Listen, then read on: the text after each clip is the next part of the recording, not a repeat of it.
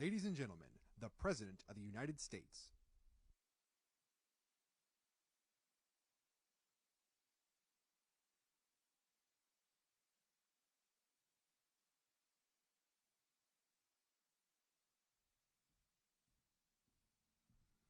Please have a seat. I don't think there's enough press here. Well, good evening, everyone. Before turning to the important work we accomplished here at the G7, I want to take a few minutes addressing the budget negotiations that I'm heading back home to deal with. Before I left for this trip, I met with all 4 congressional leaders, and we agreed the only way to move forward was in a bipartisan agreement. And I've done my part. We put forward a proposal that cuts spending by more than $1 trillion, on top of the nearly $3 trillion in deficit reduction that I previously proposed through the combination of spending cuts and new revenues. Now it's time for the other side to move from their extreme positions, because much of what they've already proposed is simply, quite frankly, unacceptable. And so let me be clear. I'm not going to agree to a deal that protects, for example, a $30 billion tax break for the oil industry, which made $200 billion last year. They don't need an incentive of another $30 billion, while putting health care of 21 million Americans at risk by going after Medicaid. I'm not going to agree to a deal that protects $200 billion in excess payments for pharmaceutical industries and refusing to count that, while cutting over 100,000 school teachers and assistance jobs, 30,000 law enforcement officers, jobs cut across the entire United States of America. I'm not going to agree to a deal that protects wealthy tax cheats and crypto traders while putting food assistance at risk for nearly 1 million Americans. And it's time for Republicans to accept that there is no bipartisan deal to be made solely on their partisan terms. They have to move as well. All 4 congressional leaders agree with me that default is not, let me say it again, default is not an option. And I expect each of these leaders, to live up to that commitment. America has never defaulted on our debt, and it never will. The Speaker and I will be talking later on the plane as we head back, because it's 5 or 6, 7 o'clock in the morning there, and our teams are going to continue working. Now, we've had a packed few days here in Hiroshima, and I think with very productive and important meetings at the G7 summit. We also held the Quad meeting here in Hiroshima rather than Australia, and important bilateral discussions with Prime Minister Kishida of Japan, Prime Minister Albanese of Australia, and President Zelensky of Ukraine, as well as the Prime Minister of India.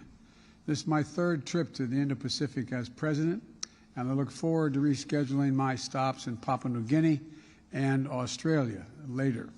I've spoken with the Prime Minister of Papua New Guinea, and Secretary Blinken is traveling there to meet with the Pacific Island partners at that moment.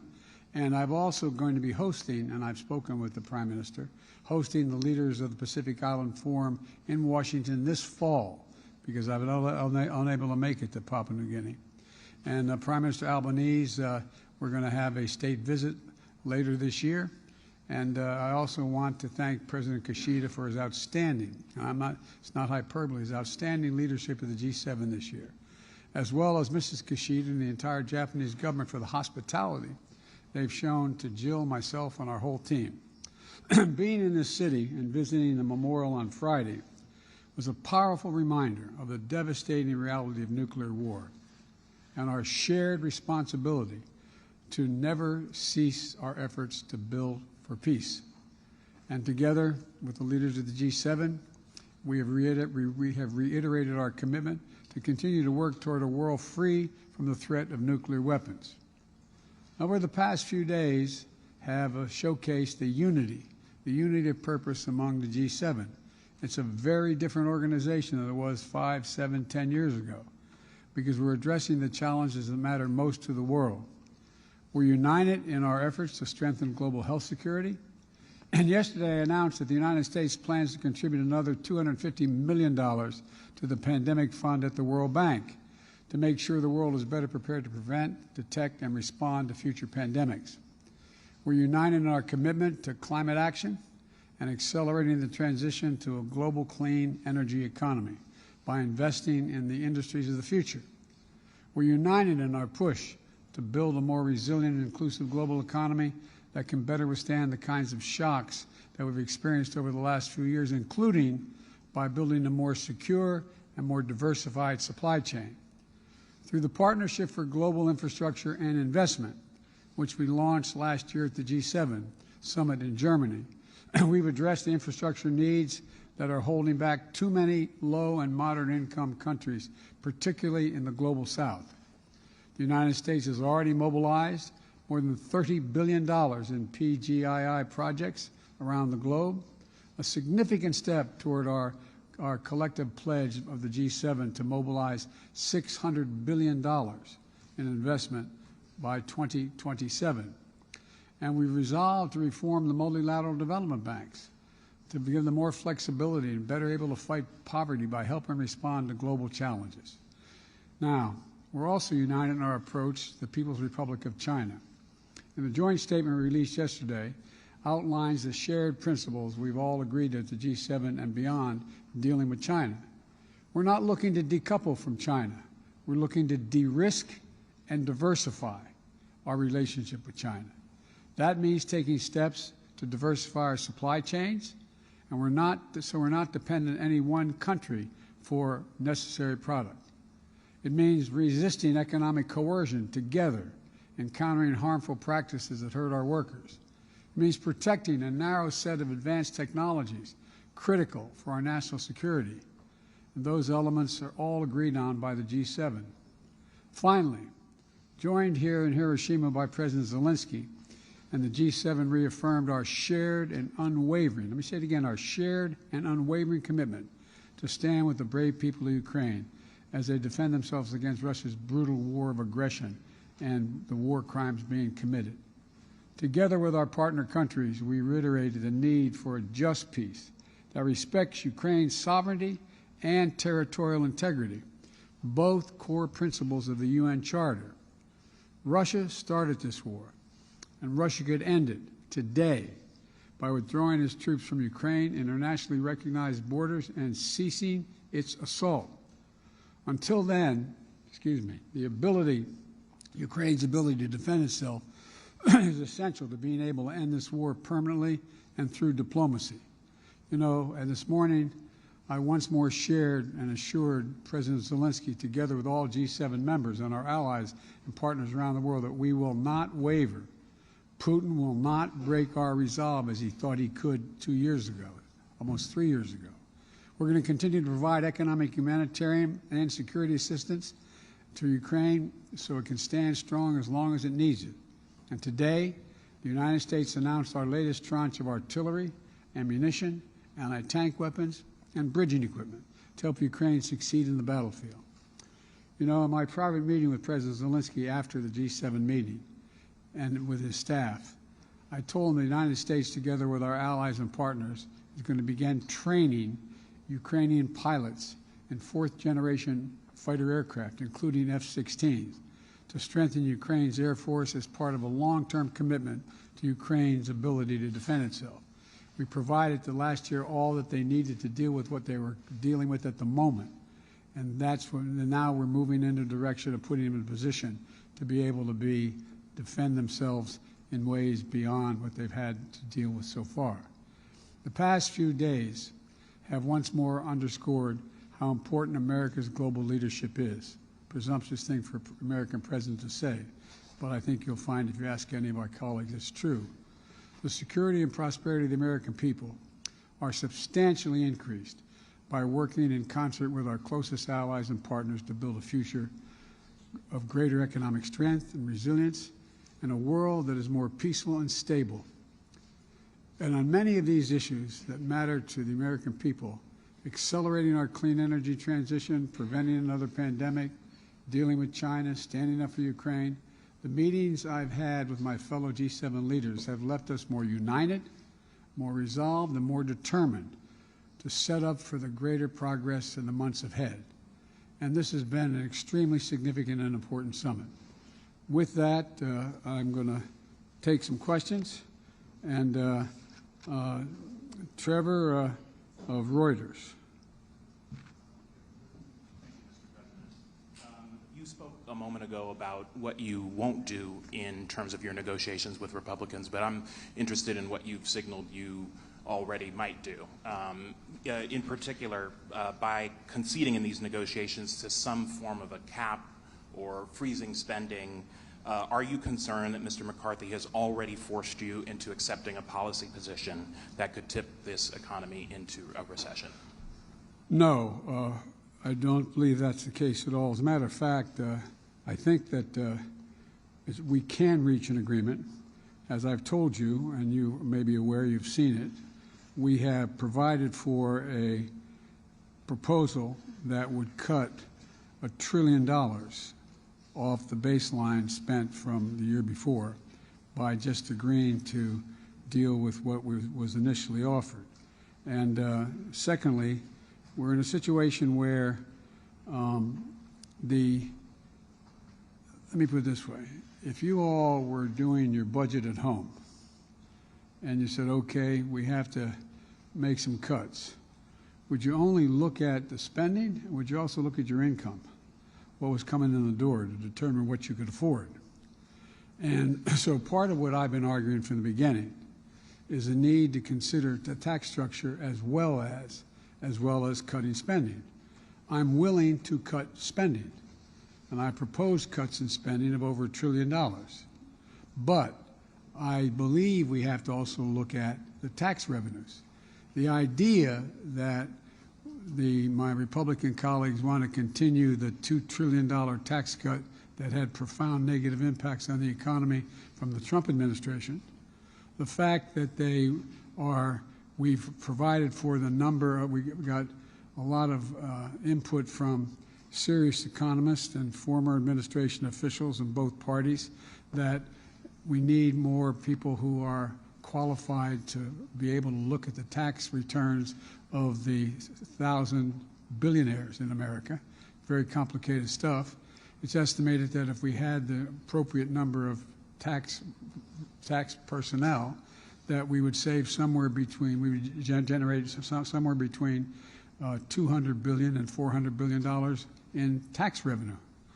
And there's a lot of other, for example, the idea that we're, in terms of taxes, that they refuse to, for example, I was able to balance the budget and pass everything from the global warming bill. Anyway, I was able to cut by $1.7 billion in the first 2 years the deficit that we were accumulating.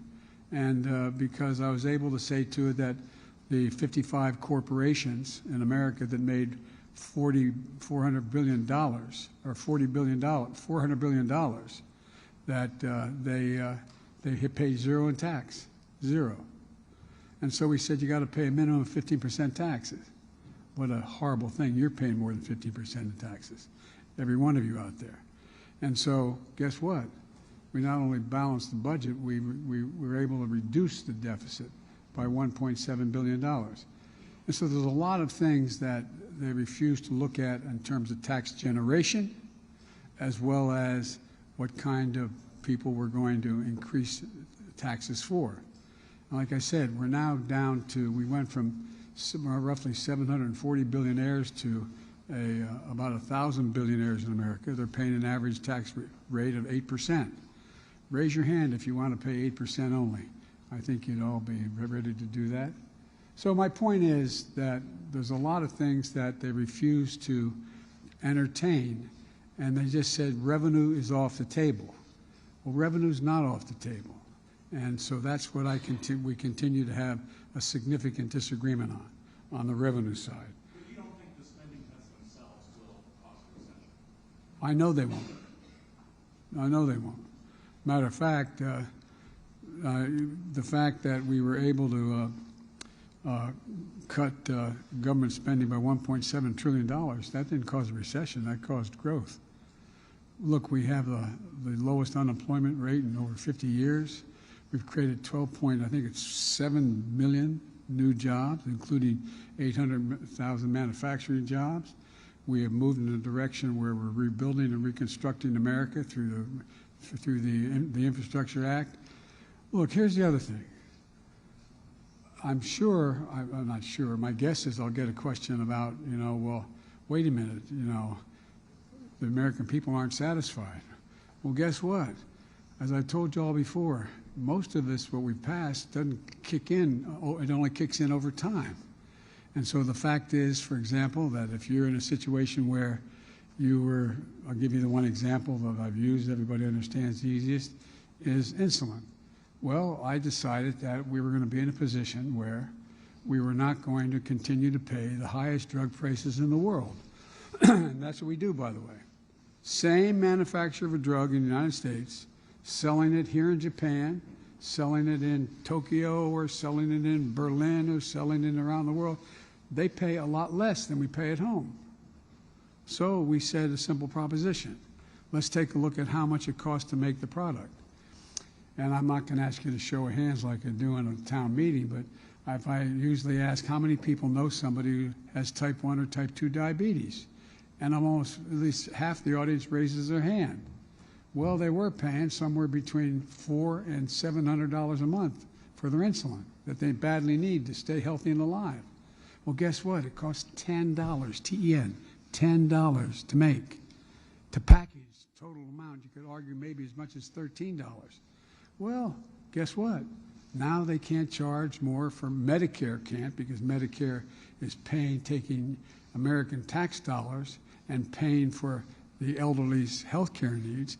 You can't charge more than $35 for that drug. That saves $160 billion. Hear it?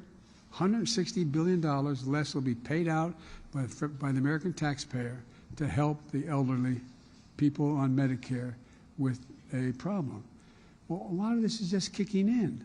We're in a situation where next year, for the drug costs, no senior will have to pay total cost of all the drugs, from expensive cancer drugs to whatever drugs they're taking, will not have to pay more than $3,500 a year.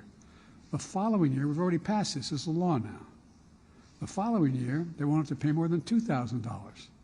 That saves another $200 billion that we're paying out. But the other team won't count this. Even though it's a law, we passed it, they won't count that as reducing the debt. So there's a lot of those kinds of disagreements we have. And my guess is that I'm going to be talking to the Speaker of the House on the way back on the plane, because there'll be morning time over at home. And I'm going to be in that plane about an hour or so. And my guess is he's going to want to deal directly with me and making sure we're all on the same page. But that's probably more than you wanted to know. How about Macero, NHK? Hi, good evening, Mr. President. The Chinese military is more active at this time in the Taiwan Strait, with expectations this might increase leading up to Taiwan's presidential election next January. Despite some diplomatic communication recently between the U.S. and China, the military hotline is not working. Under these circumstances, how will you manage the diplomatic relationship with China? And how will you strengthen the U.S. alliance with Japan and ROK in order to counter China? Thank you. Well, number one, you're right. We should have an open hotline. At the Bali conference, that's what the President Xi and I agreed we were going to do and meet on.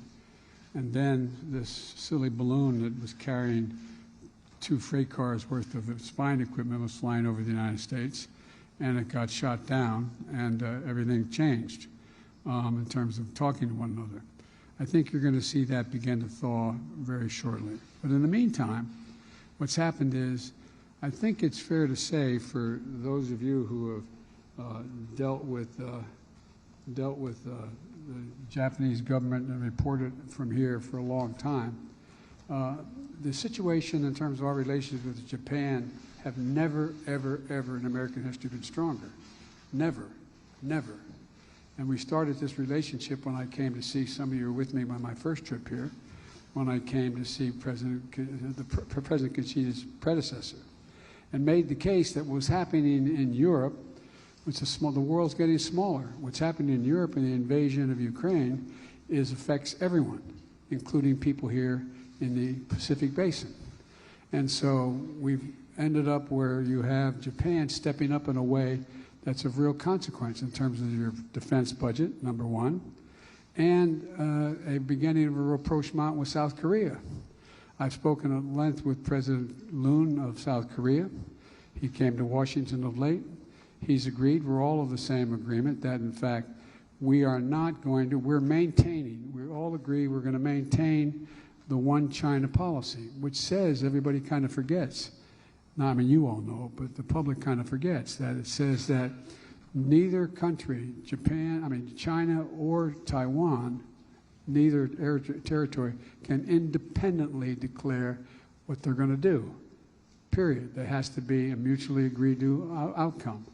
And so what we're sticking by that. We're not going to tell China what they can do. We made it clear that we don't expect Taiwan to independently declare independence either. But in the meantime, we're going to continue to put Taiwan in a position that they can defend themselves.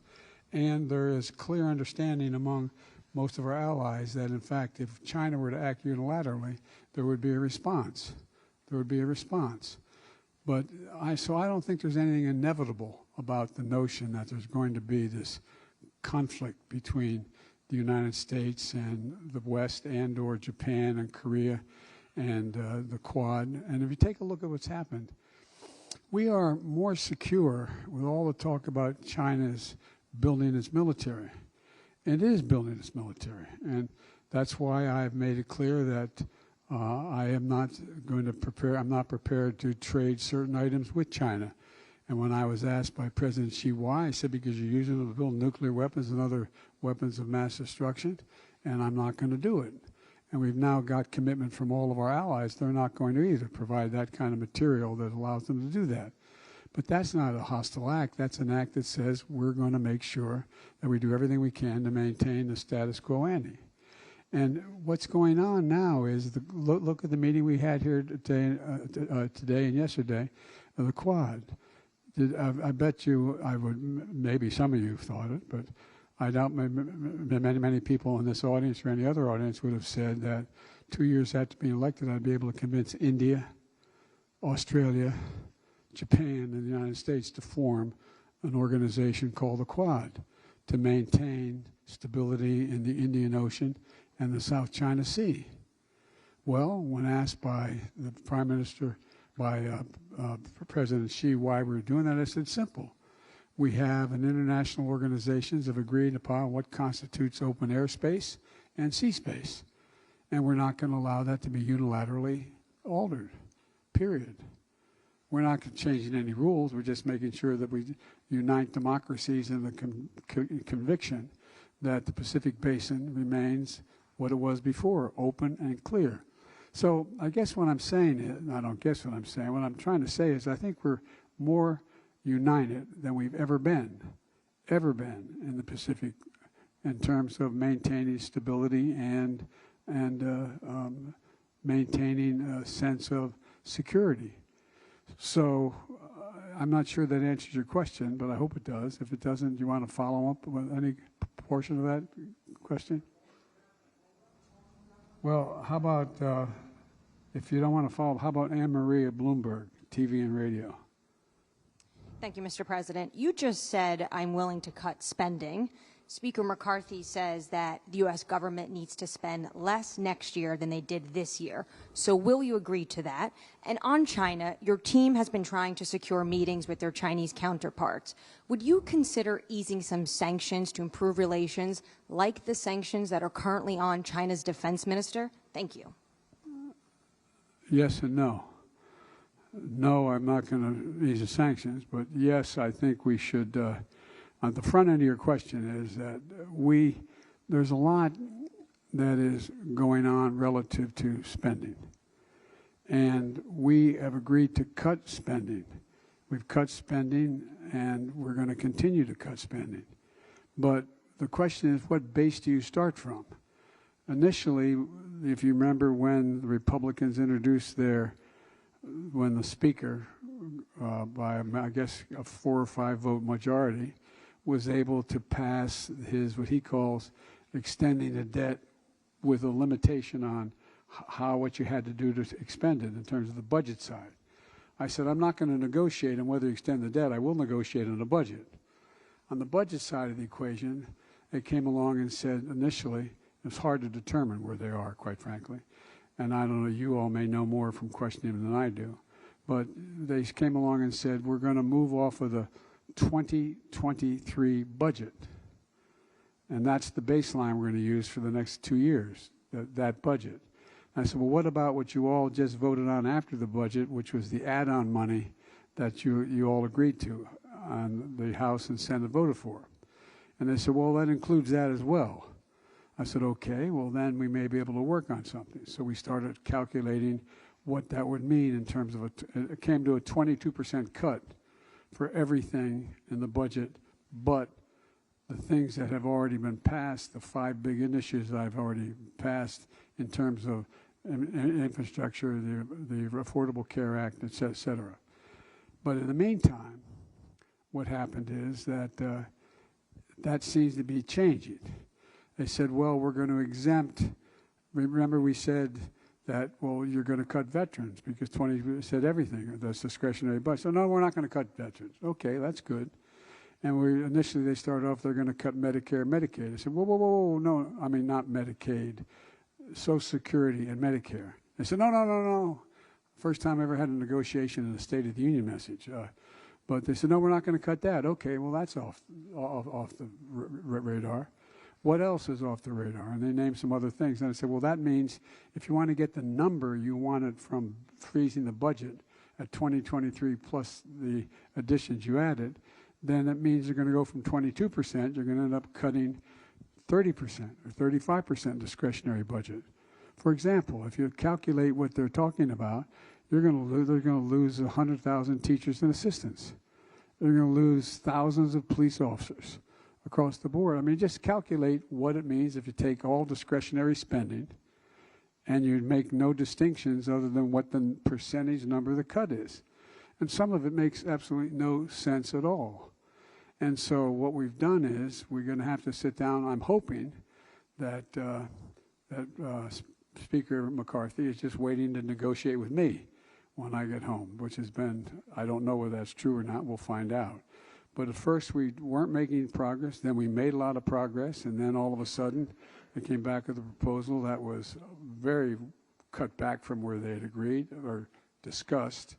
And now I don't know where we gave a counter proposal to the counter again. I know this sounds ridiculous, but that's what we did. And I'm waiting to hear the response to what we have offered. We are willing to cut spending as well as raise revenue so people start paying their fair share. Again, if this is for a town meeting and ask, raise your hand if you think the tax structure is fair, remotely fair. What do you think? Anyway, so that's the context.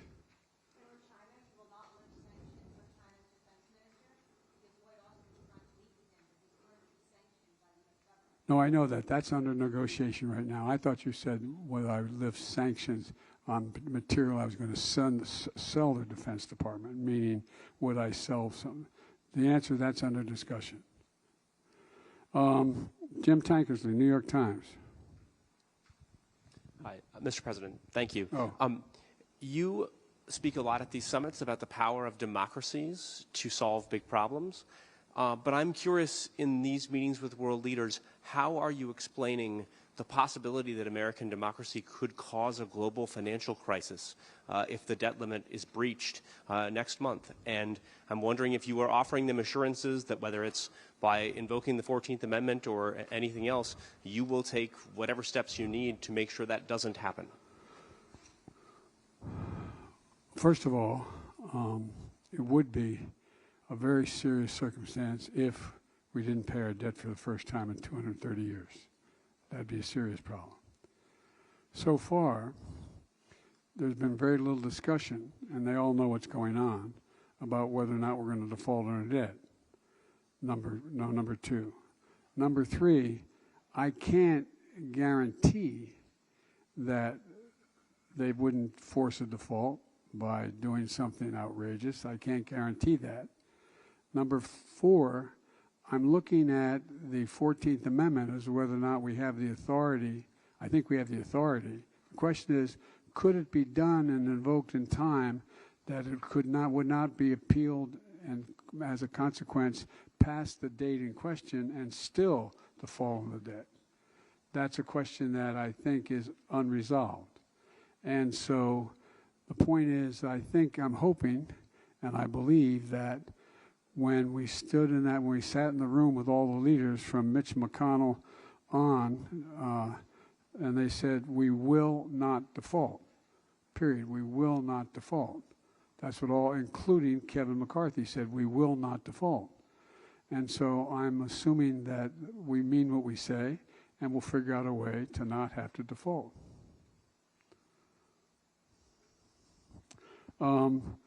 Elizabeth Palmer, CBS News. This is the last question, sir. Good afternoon, Hey. Mr. President. What has President Zelensky told you about the big counteroffensive? And maybe you can start by telling us whether it's actually underway or not. And I'd like to ask you about the F-16s. You've greenlit them now. Jake Sullivan said arms and equipment go to Ukraine according to what he called the exigencies of the conflict. So what exigency now exists that didn't exist that demands these planes? Well, I'll tell you exactly when they're going to move, exactly where they're going to go.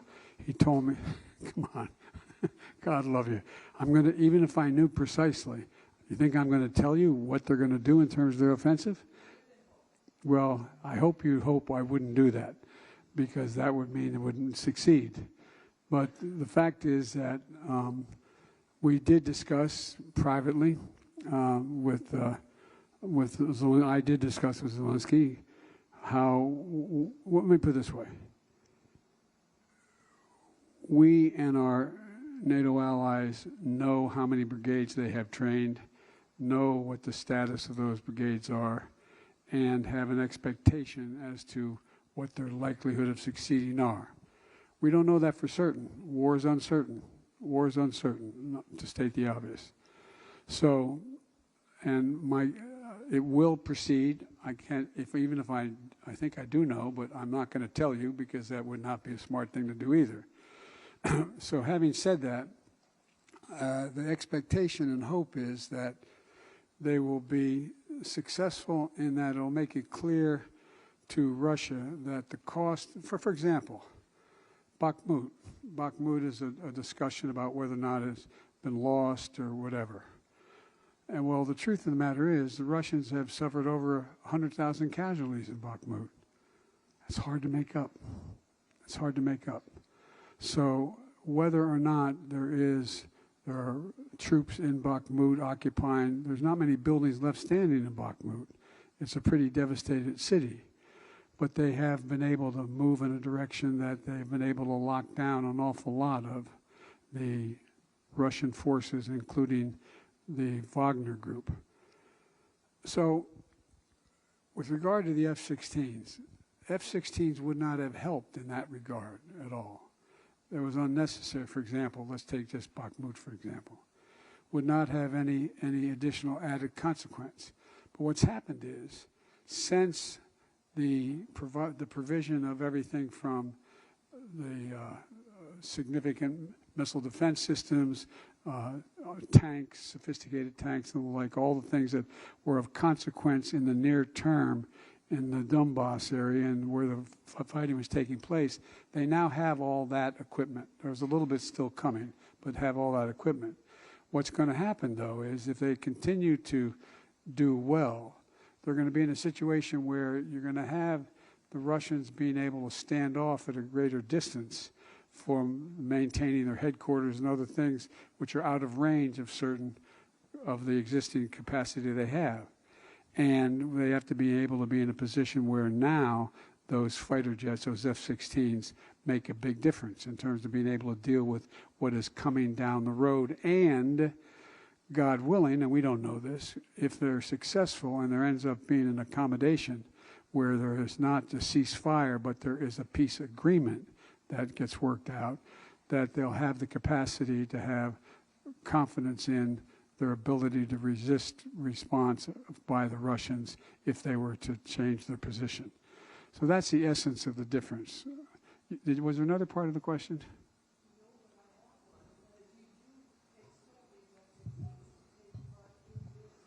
No, not the percent. I don't expect the F-16s to take part in the existing. Let's assume that it's not, but let's assume tomorrow the offensive was started, or in a week or 2 or 5 or 7 or 10.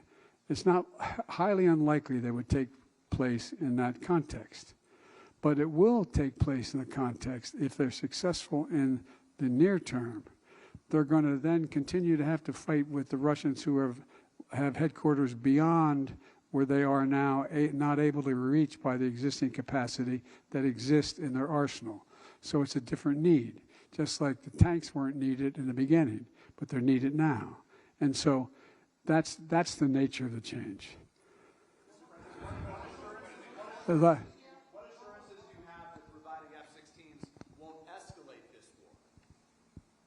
I have a flat assurance from Zelensky that they will not use it to go on and move into Russian geographic territory. But wherever Russian troops are within Ukraine and the area, they would be able to do that. Thank you all very, very much. Appreciate it.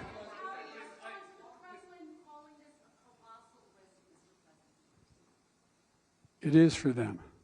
And Mr. President, on the debt limit, you said already, I've done my part. Do you think that if there is a breach, nobody will blame you? Of course, no one will blame me. I know you won't. You'll be saying Biden did a wonderful job. I know you. Would you be blameless in a default situation? On the merits, based on what I've offered, I would be blameless. On the politics of it, no one will be blameless. And by the way, that's one of the things that some are contemplating. I actually had, well, I got to be careful here. I think there are some MAGA Republicans in the House who know the damage that it would do to the economy. And because I am president and president's responsible for everything, Biden would take the blame, and that's the one way to make sure Biden's not reelected. Thank you. Thank you, everybody.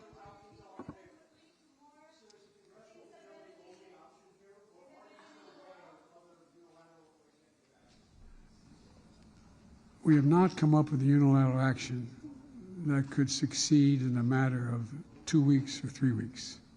That's the issue. So it's up to lawmakers. But my hope and intention is when we resolve this problem, I find a rationale to take it to the courts to see whether or not the 14th Amendment is in fact something that would be able to stop it. Thank you. The press conference has concluded. Thanks, everybody. Thank you, everyone.